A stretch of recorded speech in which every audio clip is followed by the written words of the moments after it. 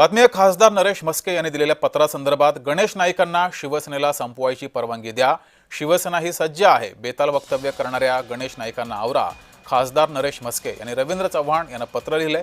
रवींद्र चव्हाणांनी म्हस्केंचं हे पत्र x post केलंय।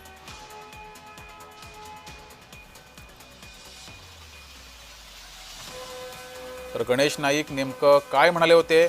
पक्षानं परवानगी दिली तर शिवसेनेचे नामोनिशाण मिटवून टाकू असं वक्तव्य गणेश नाईक यांनी केलं होतं, ते पाहूयात। पुंडलिक म्हात्रेला ज्या अखंड काँग्रेस असताना डोंबिवली कल्याणमध्ये नगराध्यक्ष कधी काँग्रेसचा होऊ शकला नाही, ते पुंडलिक म्हात्रेला महापौर मी बनवला पुढे। म्हणजे मग काय राहिलं, जिल्हा परिषद त्यावेळेला राष्ट्रवादीची होती, जिल्हा सहकारी बँक टीबी ठाणे जिल्हा सहकारी बँक राष्ट्रवादी होती। म्हणजे किल्ले कोणाचे नाहीत आणि भारतीय जनता पक्षाने आता परवानगी दिली ना, ह्यांचे नामनिशाण साफ करतात। तर गणेश नाईक यांच्या या वक्तव्यानंतर खासदार नरेश म्हस्के आणि आमदार संजय केळकर यांच्या प्रतिक्रिया समोर आल्या, त्या पाहूयात।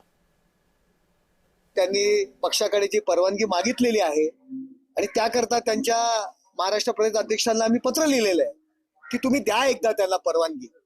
आमचं नामोनिशाण मिटवण्याची जे भाषा करतायत त्यांना तुम्ही एकदा परवानगी द्या, आमचं नामोनिशाण मिटवण्याकरता मैदानात त्यांना येऊ द्या, आम्ही सुद्धा मैदानात उतरू।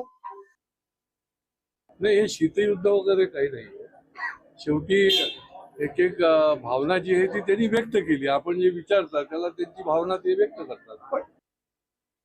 या 2 दिवसापूर्वी काही गोष्टी अशा पद्धतीने बोललं गेलं की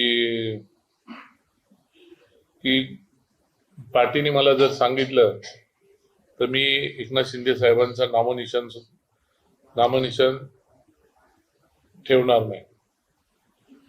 आता ह्या गोष्टीच्या झाल्यानंतर आज ते पण आमच्या पक्षाचे पक्षप्रमुख आहेत आणि आमच्या पक्षाच्या नेत्याबद्दल जर असे कोणी उद्गार काढत असेल तर आम्ही एक शिवसैनिक म्हणून आणि उपनेता म्हणून मी कधीही स्वस्थ बसणार नाही आणि आम्ही त्या बाबतीत स्वस्थ बसू शकत नाही।